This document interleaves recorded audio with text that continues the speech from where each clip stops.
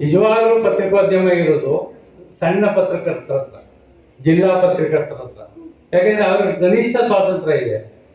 ಇವರು ಸ್ವಲ್ಪ ಎಚ್ಚರ ವಹಿಸಿದ್ರೆ ನಿಜವಾಗಿ ಏನು ನಡೀತಾ ಇದೆ ಸಮಾಜದಲ್ಲಿ ಅನ್ನೋದನ್ನ ಜನರಿಗೆ ಮುಟ್ಟಿಸ್ಬೋದು. ಯಾಕೆಂದ್ರೆ ಇವರಿಗೆ ಯಾವುದೇ ಅಡಚಣೆಗಳಿಲ್ಲ. ಆದರೆ ಆರ್ಥಿಕ ದುಸ್ಥಿತಿ ಬಿಟ್ಟರೆ ಇವ್ರಿಗೆ ಬೇರೆ ಏನೂ ಅಡಚಣೆಗಳಿಲ್ಲ. ಆದ್ದರಿಂದ ಸ್ವಲ್ಪ ಎಚ್ಚರಿಕೆಯಿಂದ ಜಿಲ್ಲಾ ಮಟ್ಟದ ಪತ್ರಕರ್ತರು ಕೆಲಸ ಮಾಡಿದ್ರೆ ನಿಜವಾದ ಪತ್ರಿಕೋದ್ಯಮ ಜಾರಿಗೆ ತರಬಹುದು. ಆಯಾಯ ಕಾಲದಲ್ಲಿ ನಡೀತಾ ಇರುವಂಥ ಅನ್ಯಾಯಗಳನ್ನು ಜನಗಳಿಗೆ ತಿಳಿಸುವಂಥ ಕೆಲಸ ಮಾಡ್ಬೋದು. ಆದರೆ ನಮ್ಮಲ್ಲಿ ದುರಂತ ಏನಾಗಿದೆ ಅಂದರೆ ಈಗ ಎಲ್ಲವೂ ಅತಿರೇಕಕ್ಕೆ ಹೋಗ್ಬಿಟ್ಟಿದ್ದಾವೆ. ಪತ್ರಕರ್ತರು ಸುದ್ದಿಯನ್ನು ಬರೆಯುವುದನ್ನು ಬಿಟ್ಟು ಬೇರೆ ಎಲ್ಲ ಕೆಲಸನೂ ಮಾಡ್ತಾರೆ. ಇವರೇ ಜಡ್ಜ್ಗಳಾಗ್ತಾರೆ, ಇವರೇ ಪೊಲೀಸ್ನವರಾಗ್ತಾರೆ, ಇವರೇ ತೀರ್ಪುಗಳು ಕೊಡ್ತಾರೆ. ಆಮೇಲೆ ಮಾಧ್ಯಮಗಳೇ ಎಲ್ಲಾದ್ರೂ ವಿಚಾರಣೆ ಮಾಡೋದುಂಟ. ನೀನು ಸುದ್ದಿ ಬರೆಯಪ್ಪ, ನಿನ್ನ ಸುದ್ದಿ ನೀನು ಅಲ್ಲಿ ಏನು ನಡೀತು ಅಂತ ಬರ್ರಿ, ಈ ಸಮಾರಂಭದಲ್ಲಿ ಹಿಂಗೆ ನಡೀತೀವಿ, ಹಿಂಗೆ ಮಾತಾಡೋದು ಅಂತ. ಅವನು ಅಯೋಗ್ಯ ಬರೀದ್ದ, ಅವ್ನು ಹಿಂಗೆ ಮಾತಾಡಲ್ಲ, ಇವರೇ ಬರೀತಾರೆ. ಒಬ್ಬ ರಾಜಕಾರಣಿ ಬಂದಿದ್ದ, ಒಂದು 2 ನಿಮಿಷ ಹಿಂಗೆ ಕೂತಿದ್ದ, ಓಡೋಲ್ಲ. ಅದು ಯಾಕಪ್ಪ ನಿಮಗೆ? ಅವ್ನು ಏನು ಹೇಳ್ದ, ಅವ್ರು ಏನು ಮಾಡಿದ್ರು ಅಷ್ಟು ಬರೀರಿ, ಜನ ತೀರ್ಮಾನ ಮಾಡ್ತಾರೆ. ಅವ್ನು ಯೋಗ್ಯನೋ ಅಯೋಗ್ಯನೋ, ಅವ್ನು ಹೇಳಿದ್ರು ಸತ್ಯನೋ ಸುಳ್ಳು. ಇಲ್ಲಿ ಏನಾಗಿದೆ ಅಂದರೆ ಜನಗಳಿಗೆ ಪತ್ರಿಕೆಯನ್ನು ಓದುವಂಥ ಓದುಗರಿಗೆ ತೀರ್ಮಾನ ಬರೋಕೆ ಬಿಡೋದಿಲ್ಲ. ಎಲ್ಲ ತೀರ್ಮಾನಗಳನ್ನು ಇವರೇ ಹೇಳ್ತಾರೆ. ಅಂದರೆ ಇವ್ರಿಗೇನೋ ಸ್ವಾರ್ಥ ಇದೆ ಅಂತಲ್ಲ. ಆ ಥರದ ಸ್ವಾರ್ಥ ಮೂಲದ ಪತ್ರಿಕೋದ್ಯಮ ಇವತ್ತು ಜನಗಳನ್ನು ದಿಕ್ಕು ತಪ್ಪಿಸ್ತಾ ಇದೆ. ಅವರಿಗೆ ಯಾವುದು ಸತ್ಯ ಯಾವುದು ಸುಳ್ಳು ಅಂತ. ವಿಶೇಷವಾಗಿ ಈ ವಾಹಿನಿಗಳು ಬಂದ ನಂತರ ಇವ್ರಿಗೇನಂದರೆ ಬ್ರೇಕಿಂಗ್ ನ್ಯೂಸ್ ಅಂತ ಬರುತ್ತೆ. ಪ್ರತಿ ಕ್ಷಣದಲ್ಲೂ ಏನಾದರೂ ಒಂದು ಸುದ್ದಿ. ಯಾಕಂದರೆ ನೀವು ಟಿ ವಿ ಆಫ್ ಮಾಡ್ಬಿಡ್ತೀರಲ್ಲ, ಏನೂ ಇಲ್ಲ ಅಂತ. ನೀವು ಟಿ ವಿ ಆಫ್ ಮಾಡಬಾರ್ದು ಅನ್ನೋ ಒಂದೇ ಕ್ಷಣಕ್ಕೆ ಬ್ರೇಕಿಂಗ್ ನ್ಯೂಸ್ ಅಂತ. ಆ ಬ್ರೇಕಿಂಗ್ ನ್ಯೂಸ್ಗೆ ಅರ್ಥನೂ ಇಲ್ಲ, ಏನೂ ಇಲ್ಲ. ಮಾಗಡಿಲಿ ಯಾವುದಾದ್ರು ಒಂದು ರಸ್ತೆಯಲ್ಲಿ ಒಂದು ದನ ಓಡ್ಬಿಟ್ರೆ ಬ್ರೇಕಿಂಗ್ ನ್ಯೂಸ್. ದನ ಓಡಿದ ರೀತಿಗೆ ಜನ ಚೆಲ್ಲಾಪಿಲ್ಲಿ ಅದನ್ನೇ 50 ಸತಿ ಹಾಕ್ತಾರೆ. ಒಂದು ನಾಯಿ ಯಾರನ್ನೋ ಒಂದು ಅಟ್ಟಿಸ್ಕೊಂಡು ಹೋದ್ರೆ ಅದು ಬೆಳಗ್ಗೆಯಿಂದ ಸಂಜೆವರೆಗೂ ಟಿ ವಿಲಿ ಹಾಕ್ತಾರೆ. ನಾಯಿಗಳ ಕಾಟ ತೀವ್ರದಾಗಿದೆ ಅಂತ. ಆಮೇಲೆ ಏನು ನಮ್ಗೆ ಅರ್ಥನೇ ಹಿಡಿದ್ರೆ ಹುಚ್ಚೆ ಹಿಡಿತದೆ. ಯಾಕಪ್ಪ ನಾವು ಟಿ ವಿ ನೋಡಬೇಕು, ಯಾಕಪ್ಪ ನ್ಯೂಸ್ ನೋಡಬೇಕು ಅನ್ನುವಂಥ ಸ್ಥಿತಿ ನಿರ್ಮಾಣ ಆಗಿದೆ. ಇದನ್ನು ನಮ್ಮ ಕೆಲವು ಪತ್ರಕರ್ತರು ಕೂಡ ಅನುಕರಣೆ ಮಾಡೋಕೆ ಹೊರಟ್ಬಿಟ್ಟವ್ರೆ. ಪತ್ರಿಕೆಯಲ್ಲಿ ಹೆಡ್ಡಿಂಗು, ನಾನು ಪತ್ರಿಕೆ ಗುಲ್ಬರ್ಗದಲ್ಲಿ ಕೆಲಸ ಮಾಡ್ತಾ ಇದ್ದಾಗ ನಮ್ಮ ಗೆಳೆಯ ಒಬ್ಬ ನೀನೇನು ಕಿತ್ಕಂತೀಯ ಎಂದ ಅಧಿಕಾರಿ ಅಂತ ಇಷ್ಟು ತಪ್ಪು ಹೆಡ್ಡಿಂಗ್ ಹಾಕೊಂಡು ಅವ್ನು ಮಾರನೆಗೆ ಅಲ್ಲ ಕಣೆ, ಅದೇನು ಬರ್ದಿದೆಯಲ್ಲಪ್ಪ, ಅದೇನು ಅದ್ರಲ್ಲಿ ನಿನ್ನ ಮರ್ಯಾದೆ ಹೋಯ್ತದೋ ಯಾರ ಮರ್ಯಾದೆ ಹೋಯ್ತದಪ್ಪ ಅಂತ. ಒಬ್ಬ ಮನುಷ್ಯ ನೀನೇನು ಮಾಡೋಕ್ಕಾಗಲ್ಲ ಕಣೆ ಅಂದ ಅವನೇ ಅದ್ರ ಪ್ರಚಾರ ಕೊಡ್ತಾವನೆ, ಅವನ ಮರ್ಯಾದೆ ಅವನೇ ರಾಜ ಹಾಕಂತಾವನೆ. ನಾವು ಅಂದರೆ ಆವೇಗದಲ್ಲಿ ನಾವೇನು ಮಾಡ್ತಾ ಇದ್ದೀವಿ ಅದರ ಪರಿಣಾಮ ಏನು ಅಂತ ಪ್ರಜ್ಞೆಯನ್ನು ಕಳ್ಕೊಂಡ್ಬಿಟ್ಟಿದ್ದೀವಿ. ಈ ರೀತಿ ಪತ್ರಿಕೋದ್ಯಮ ನಡೀತಾ ಇದೆ. ಸೊ ಇಂಥ ಸಂದರ್ಭದಲ್ಲಿ ಮತ್ತು ಪತ್ರಕರ್ತರಿಗೆ ನೀವು ಕೊಡುವಂಥ ನಮಸ್ಕಾರಗಳು ಗೌರವಗಳು ಬಿಟ್ಟರೆ ಬೇರೆ ಏನೂ ಸವಲತ್ತುಗಳಿಲ್ಲ. ಅವ್ರಿಗೇನು ಸರ್ಕಾರ ವಿಶೇಷವಾಗಿ ಸವಲತ್ತುಗಳು ಕೊಡೋದಿಲ್ಲ. ಈಗೇನೋ ಸ್ವಲ್ಪ ಬಸ್ ಪಾಸು ಈ ಥರದ ಭಾಳ ಹೋರಾಟ ಮಾಡಿ ಒಂದು 20-30 ವರ್ಷದ ಹೋರಾಟಕ್ಕೆ ಈಗ ಒಂದು ತಾಲೂಕು ಮಟ್ಟದ ಪತ್ರಕರ್ತರಿಗೆ ಬಸ್ ಪಾಸ್ ಓಡಾಡೋಕ್ಕೆ ಬಸ್ ಪಾಸ್ ಕೊಟ್ಟವ್ರೆ. ಅದು ಬಿಟ್ಟರೆ ಬೇರೆ ಏನು ವಿಶೇಷ ಸೌಲಭ್ಯಗಳಿಲ್ಲ, ವಿಶೇಷ ರಕ್ಷಣೆನೂ ಇಲ್ಲ. ಇನ್ನು ರಾಜಕಾರಣಿಗಳು ಇದು ಹೇಗೆ ಅಂದರೆ ನಮ್ಮದು ಬಾಳೆ ಎಲೆ ಥರ ಆಗೋಗಿದ್ವಿ ನಾವು. ಭಾಳ ಶುದ್ಧವಾದ ಬಾಳೆ ಎಲೆ, ಭಾಳ ಚೆನ್ನಾಗಿದೆಯಪ್ಪ ಬಾಳೆ ಎಲೆ ಊಟ ಅಂತಾರಲ್ಲ, ಹಂಗೆ ಊಟ ಮಾಡ್ತಾರೆ, ಬಿಸಾಕ್ತಾರೆ. ಎಂಥ ಬಾಳೆ ಎಲೆ ಆದರೂ ಇಟ್ಕೊಂತೀವ, ಊಟ ಆದ್ಮೇಲೆ ಅದು ತಿಪ್ಪೆಗೆ ಸೇರೋದು ಪರಿಸ್ಥಿತಿ ಅಲ್ಲಿ ಬಂದಿದೆ. ಅವರಿಗೆ ಹಿತವಾದ ಸುದ್ದಿ ಬಂದಾಗ ಇದು ಒಳ್ಳೆ ಪತ್ರಿಕೋದ್ಯಮ ಅಂತಾರೆ. ಅವರಿಗೆ ವಿರುದ್ಧವಾದ ಸುದ್ದಿ ಬಂದಾಗ ಬೇಡ, ಏನು ವಿರುದ್ಧವಾದ ಅವ್ನು ತಪ್ಪು ಬೈದೇದು ಬೇಡ, ಅವ್ರ ವಿರೋಧ ಪಕ್ಷದ ನಾಯಕನ ಹೇಳಿಕೆ ಕೊಟ್ಬಿಟ್ರೆ ಸಾಕು ಪತ್ರಿಕೆಯಲ್ಲಿ, ನನ್ನ ಮಗ ಅವನ ಕಡೆ ಅಂತ. ಇವ್ರಿಗೆ ಪ್ರಜ್ಞೆನೇ ಕಳ್ಕೊಂಬಿಟ್ಟವ್ರೆ. ನಾನು ಎಲ್ಲ ಒಬ್ಬ ರಾಜಕಾರಣಿ ಅವನು ಇವನು ಆ ಪಕ್ಷ ಈ ಪಕ್ಷ ಅಂತಲ್ಲ, ಎಲ್ಲ ರಾಜಕಾರಣಿಗಳ ಸ್ಥಿತಿಯು ಅವ್ರು ಏನು ಓದಿದ್ದಾರೆ, ಏನು ಆ ಪತ್ರಿಕೆಯಲ್ಲಿ ಏನು ಬಂದಿದೆ ಏನು ಓದುವ ವ್ಯವಧಾನವೂ ಕೂಡ ಅವ್ರಿಗಿಲ್ಲ. ನೀವು ಏನೋ ಹೇಳಿದ್ರು ರೇವಣ್ಣ ಅಂತ ಆಗ್ದಾಟಿಗೆ ಅಲ್ಲಾಗಲ್ಲ ಮಂಜು ನನ್ನ ಮಗ ಆ ಕಡೆ ಬಿಡ ಅಂದು, ಅಥವಾ ಇನ್ನೇನೋ ಹೇಳಿದಾಗ ಮಂಜು ಅಂತ ಹಾಕಿದ್ರೆ ರೇವಣ್ಣ ಕಡೆ ನೋಡ್ದ ನನ್ನ ಮಗ ಇವ್ರ ಕಡೆ. ಇದು ಯಾರ ತಪ್ಪು, ಏನ್ ತಪ್ಪು, ಎಲ್ಲಿಗೆ ತಪ್ಪು, ಆಮೇಲೆ ಯಾರಿಗೂ ವ್ಯವಧಾನ ಇದ್ದಾಗ ಆಗ್ಬಿಟ್ಟಿದೆ. ಎಲ್ಲರೂ ಸುಮ್ಮನೆ ಜಡ್ಜ್ಮೆಂಟ್ ಕೊಡ್ತಾ ಇರೋದೆ. ಜಡ್ಜ್ಗಳು ಬೇರೆ ಯಾರಿಗೂ ಏನೂ ಕೆಲಸ ಬಿಡೋದಿಲ್ಲ, ಎಲ್ಲ ಇವರೇ ಮಾಡ್ತಾರೆ. ಅಂದ್ರೆ ಪತ್ರಿಕೆಗಳನ್ನು ಓದುವ ಕ್ರಮನೂ ಕೂಡ ತಪ್ಪೋಗಿದ್ದಾರೆ. ಪತ್ರಿಕೆಯಲ್ಲಿ ಮೊದಲೇ ಏನಾದರೂ ಬಂದರೆ ಇಂದಿನ ರಾಜಕಾರಣಿಗಳು ಹೇಗಿದ್ರು ಅಂದರೆ ಅವ್ರ ವಿರುದ್ಧವಾದ ಟೀಕೆಗಳು ಬಂದರೆ ನಾನೆಲ್ಲೋ ತಪ್ಪು ಮಾಡಿರ್ಬೋದು, ಸರಿ ಮಾಡ್ಕೊಳ್ಳೋಣ ಅಂತ ಹೇಳಿದ್ರು. ಕೆಲವರಂತೂ ಔದಾರ್ಯದಿಂದ ನನ್ನದು ತಪ್ಪಾಗಿ ಈ ವಿಚಾರದಿಂದ ಒಪ್ಕೊಂತಿದ್ರು. ಈಗ ಆ ವ್ಯವಧಾನ ಯಾರಿಗೂ ಇಲ್ಲ. ಅವ್ರು ಹೇಳಿದ್ದೇ ಸರಿ, ಬಾಯಿ ತಪ್ಪಿ ಹೇಳಿಬಿಟ್ರು ಕೂಡ ಅದನ್ನೇ ಸಾಧನೆ ಮಾಡ್ತಾರೆ. ಈಗ ಟಿ ವಿಗಳಲ್ಲಿ ಒಂದು ರೆಕಾರ್ಡ್ ಆಗಿರ್ತದೆ, ಅವ್ರು ಹೇಳೋ ಸ್ಟೇಟ್ಮೆಂಟು, ನಾನು ಆ ರೀತಿ ಹೇಳೇ ಇಲ್ಲ, ಸುಮ್ಮನೆ ನಮ್ಮ ವಾರದಿನ ತಿರ್ಚವ್ರೆ ಅಂತ. ಇವನು ಹೇಳಿದ್ ಮುಸುಡಿ ಯಾರಾದ್ರು ತಿರ್ಚೋಕ್ಕಾಗತ್ತ ಇವಂದ? ಇವ್ನು ಮಾತಾಡ್ತಾ ಇರೋದನ್ನ ಯಾರಾದ್ರೂ ಅವ್ನು ಮುಸುಡಿಯ ಹೋಗಿ ಹಿಂಗೆ ತಿರ್ಚ್ಬಿಟ್ಟು ಬಾಯಿ ತಿರ್ಕೊಂಡು ಹೇಳ್ಸೋಕ್ಕಾಗತ್ತಾ? ನಮ್ಮ ಸ್ಥಿತಿ ಇಲ್ಲಿ ಬಂದಿದೆ. ನಾನು ಹೇಳೇ ಇಲ್ಲ, ಅವ್ನು ತಿರ್ಚ್ಬಿಡ್ತಾರೆ ಈ ಮಾಧ್ಯಮದವರು, ಏನೇನೋ ಮಾಡ್ತಾರೆ ಅಂತ ಓಪನ್ ಆಗಿ ಹೇಳ್ತಾರೆ. ಅವ್ರ ಮಾನ ಇದೆಯೋ, ಮರ್ಯಾದೆ ಇದೆಯೋ, ಹುಚ್ಚರೋ ಏನೂ ಗೊತ್ತಾಗೋದಿಲ್ಲ. ಒಂದು ಮತದಾರ ಪೇಪರಲ್ಲಿ ಬರೀತಿದ್ದೋ ಏನೋ ನೀವು ನೋಡದೇ ಇದ್ದವರು ಇವನೇನೋ ಸುಳ್ಳು ಬರ್ದಿರ್ಬೇಕು ಕಣೆ ಅವನಿಗೆ ಬಗ್ಗೆ ಅಂತ ನೀವು ಅಂದ್ಕೊಳ್ಳೋಕೆ ಸಾಧ್ಯ ಇತ್ತು. ಈಗ ಟಿ ವಿಗಳಲ್ಲಿ ಅವ್ರು ಹೇಳಿದ್ದು ಯಥಾವತ್ತಾಗಿ ಅಲ್ಲಿ ಪ್ರಕಟ ಆಗುತ್ತೆ. ಅಂಥದನ್ನು ಕೂಡ ತಿರುಚವರ ಅಂತ ಹೇಳುವಂಥ ಧೀಮಂತ ಮಹಾನಾಯಕರು ನಮ್ಮ ಈ ಗ್ರಾಮ ಪಂಚಾಯತಿಯಿಂದ ಡೆಲ್ಲಿವರೆಗೂ ಅವರು. ಇವ್ರ ಮಧ್ಯೆ ನಾವೇನು ಕೆಲಸ ಮಾಡೋದು? ಇದು ಪತ್ರಕರ್ತ ಪರಿಸ್ಥಿತಿ. ಇದು ಒಂದು ಪತ್ರಿಕಾ ದಿನಾಚರಣೆ, ಕರ್ನಾಟಕ ಪತ್ರಿಕಾ ದಿನಾಚರಣೆ. ಇನ್ನು ಎರಡನೇದು 1966ರಲ್ಲಿ ಸ್ವತಂತ್ರ ಪತ್ರಿಕೋದ್ಯಮ ಇರಬೇಕು, ಪತ್ರಕರ್ತರಿಗೆ ರಕ್ಷಣೆ ಇರಬೇಕು ಅಂತೇಳಿ ಪ್ರೆಸ್ ಕೌನ್ಸಿಲ್ ಆಫ್ ಇಂಡಿಯಾ ಅಂತ ಸ್ಟಾರ್ಟ್ ಮಾಡಿದ್ರು. ಅದರ ಸ್ಮರಣೆಗಾಗಿ ನವೆಂಬರ್ 16ನೇ ತಾರೀಕು ರಾಷ್ಟ್ರೀಯ ಪತ್ರಿಕಾ ದಿನಾಚರಣೆ ಅಂತ ಆಚರಣೆ ಮಾಡ್ತಾರೆ. ಅದು ಎರಡನೇ ಆಚರಣೆ.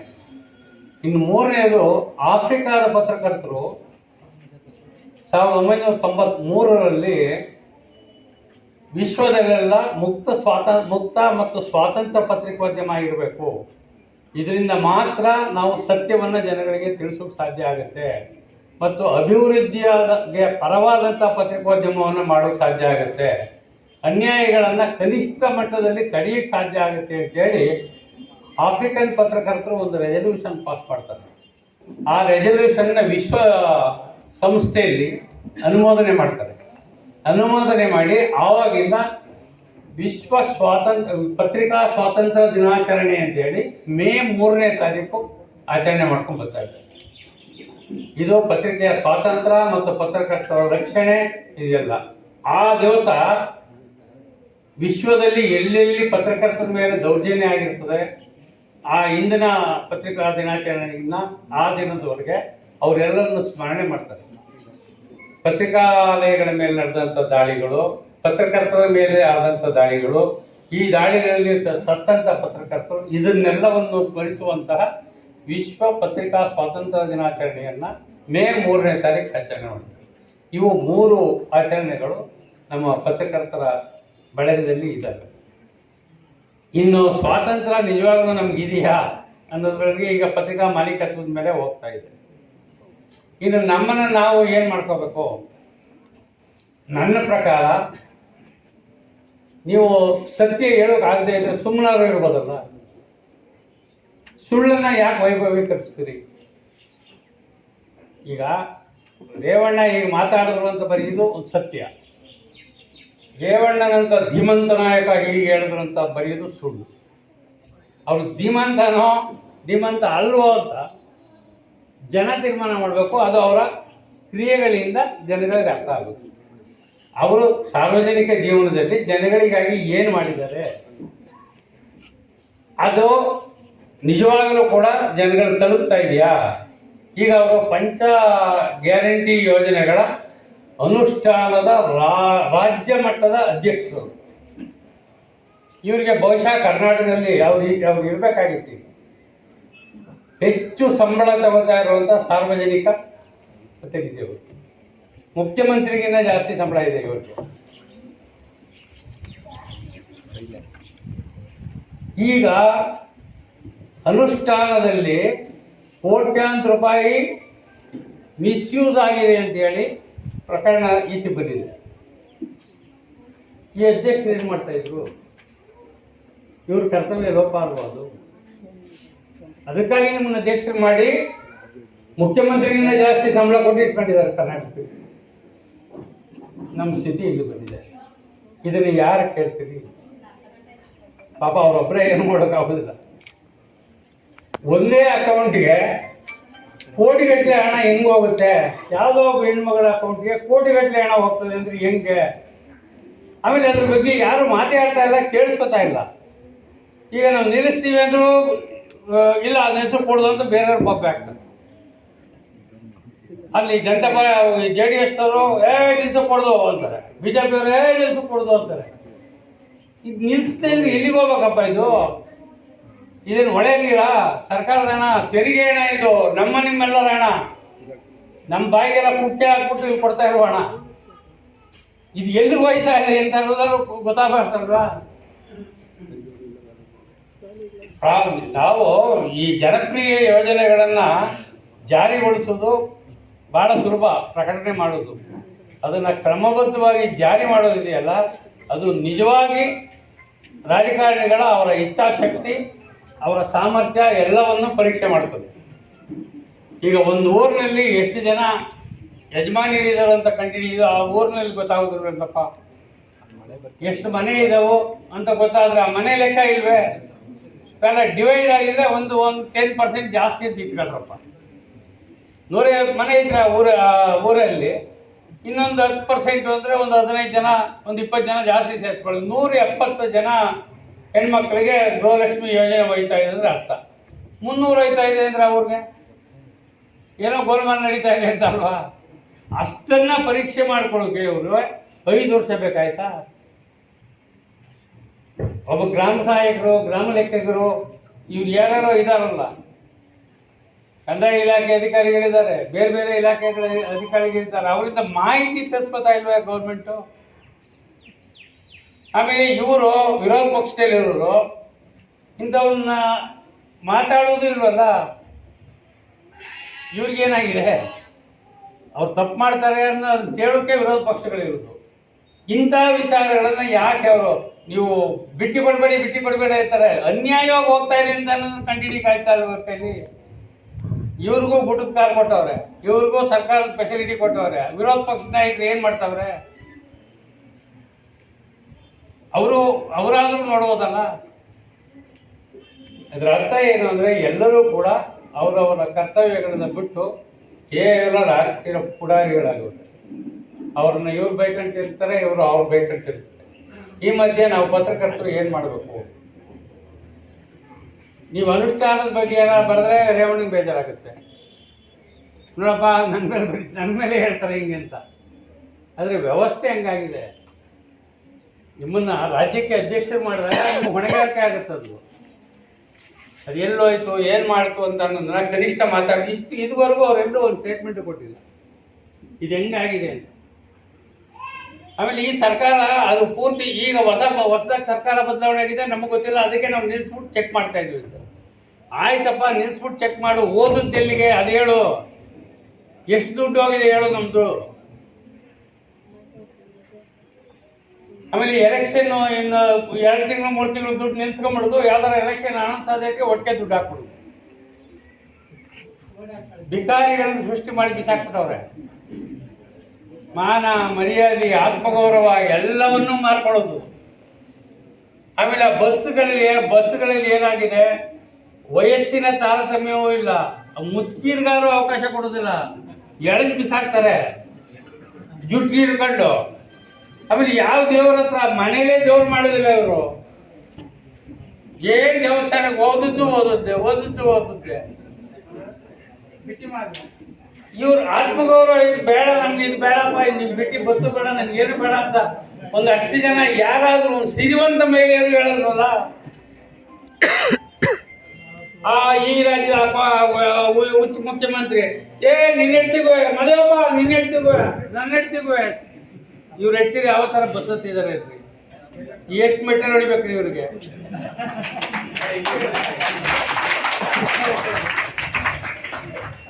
ಅದನ್ನ ಈ ಕೊಡಂಗಿ ಮಾಧ್ಯಮಗಳು ತೋರಿಸ್ಲೇ ಇರ್ತಾರೆ.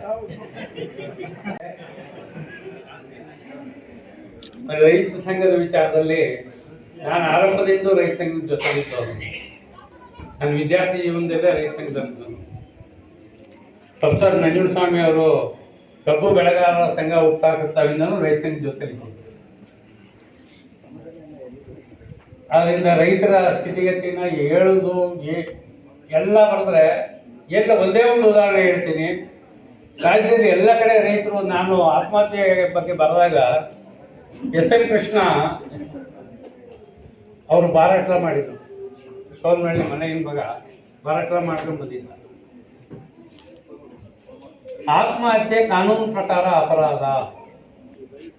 ಈ ಅಪರಾಧ ಮಾಡೋರಿಗೆ ನಾವು ಪರಿಹಾರ ಕೊಟ್ಟರೆ ಸ್ಟೇಟ್ ಗೌರ್ಮೆಂಟು ಅಪರಾಧಿ ಆಗುತ್ತೆ ಅಂತ ಸ್ಟೇಟ್ಮೆಂಟ್. ನಾನು ಆಮೇಲೆ ನೆಕ್ಸ್ಟು ಇನ್ನೊಂದು ಕ್ಲಾರಿಫಿಕೇಶನ್ ಬರೆದೆ. ಇದು ರೈತ ಹುಚ್ಚಿಡಿದು ಆತ್ಮಹತ್ಯೆ ಮಾಡ್ಕೊಂತ ಇಲ್ಲ, ಅವನು ಬದುಕೋಕೆ ಆಗದೇ ಇರುವಂಥ ಸ್ಥಿತಿಯನ್ನ ಸರ್ಕಾರ ನಿರ್ಮಾಣ ಮಾಡಿದೆ. ಆದ್ರಿಂದ ಸರ್ಕಾರ ಕೊಲೆ ಆರೋಪಿ. ನಿಮ್ಮ ಈ ಕೊಲೆ ಆರೋಪಕ್ಕಾಗಿ ಕನಿಷ್ಠ ಆ ಕುಟುಂಬಕ್ಕೆ ಪರಿಹಾರ ಕೊಡಿ. ಅದು ನನ್ನ ಲೇಖನ ಬರದೇ ಇದ್ದೆ ಅವಾಗಲೇ. ಇದು ಒಂದು ಉದಾಹರಣೆ ಹೇಳ್ತೀನಿ. ಇವತ್ತಿನ ಪರಿಸ್ಥಿತಿ ಹಿಂಗೆ ಇದೆ. ನೀವೇನೇ ಕಷ್ಟ ಅಂದ್ರೆ ಸುಮ್ಮನೆ ಎಲ್ಲ ಲಿಪ್ ಸಿಂಪತಿ, ಆ ಟೈಮಿಗೆ ಕಣ್ಣೀರು ಸುರಿಸ್ತಾರೆ, ಹೋಯ್ತಾರೆ. ನಿಮ್ಮ ಓಟ್ ಬಿದ್ದು ಅಂದರೆ ಮುಗೀತು, ಮತ್ತೆ ನೀವು ಇಲ್ಲೇ ಅವರಲ್ಲೇ. ಇದು ಬರೀ ರೈತರ ಪರಿಸ್ಥಿತಿ ಅಲ್ಲ, ಎಲ್ಲರದ್ದು ಪರಿಸ್ಥಿತಿ. ಆದರೆ ನಮ್ಮ ಪತ್ರಕರ್ತರ ಜೊತೆಯಲ್ಲಿ ಹೆಚ್ಚು ರೈತ ಸಂಘದ ಕಾರ್ಯ ಇವರು ನಾಯಕರು ನೋಡಿದೆ, ಖುಷಿ ಆಯ್ತಾ ಇದೆ. ಇಬ್ಬರು ಸೇರಿ ಸಮಾಜಕ್ಕೆ ಏನಾದರೂ ಒಂದಷ್ಟು ಒಳ್ಳೇದು ಮಾಡಿದ್ರೆ ಅದು ನಿಮ್ಮ ಸೇವೆ ಸಾರ್ಥಕ ಆಗಲಿ, ನಿಮ್ಮೆಲ್ಲರ ಪ್ರಯತ್ನಗಳು ಈಡೇರಲಿ ಅಂತ ಹೇಳಿ ನನ್ನನ್ನು ಕರೆದು ಇಲ್ಲಿ ಮಾತಾಡೋಕ್ಕೆ ಅವಕಾಶ ಕೊಟ್ಟಂಥ ನಮ್ಮ ಎಲ್ಲ ಗೆಳೆಯರಿಗೆ ವಂದಿಸಿ ನಮಸ್ಕಾರ.